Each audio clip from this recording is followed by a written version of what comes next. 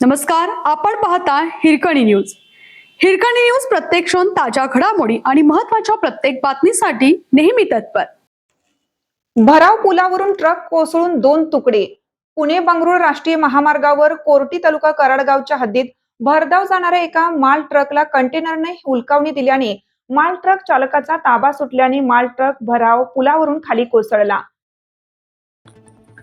हा अपघात बुधवारी दिनांक 8 एप्रिल रोजी पहाटे 5च्या सुमारास घडला. अपघातात सुदैवाने कोणतीही जीवितहानी झाली नाही. माल ट्रकचे 2 तुकडे होऊन लाखो रुपयांचे नुकसान झाले आहे.